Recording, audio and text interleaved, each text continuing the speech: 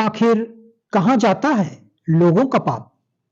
एक बार एक ऋषि ने सोचा कि सभी लोग पाप धोने के लिए गंगा जाते हैं। ऐसे में सारे पाप माता गंगा में ही समा जाते हैं। इस तरह तो माता गंगा भी पापी हो जाएंगी।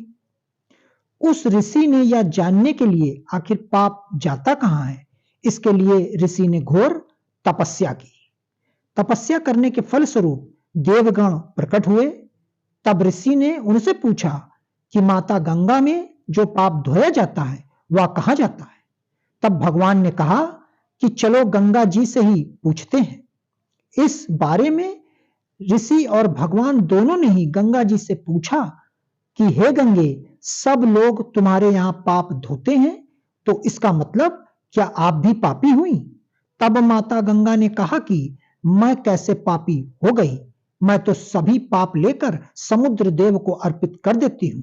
इसके बाद ऋषि और भगवान समुद्र देव के पास गए और उनसे पूछा कि हे सागर देवता, गंगा सभी पाप आपको अर्पित कर देती है, तो क्या आप पापी हो गए?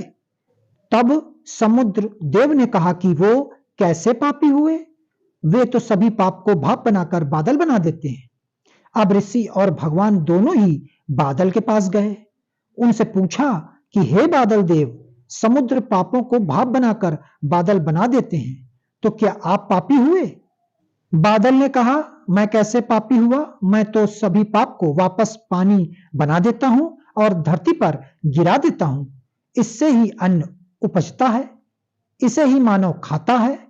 उस अन्न में जो अन्न जिस मानसिक स्थिति से उगाया जाता है और जिस वृत्ति से प्राप्त किया जाता है और जिस मानसिक अवस्था में खाया जाता है, उसी के आधार पर मानव की मानसिकता बनती है।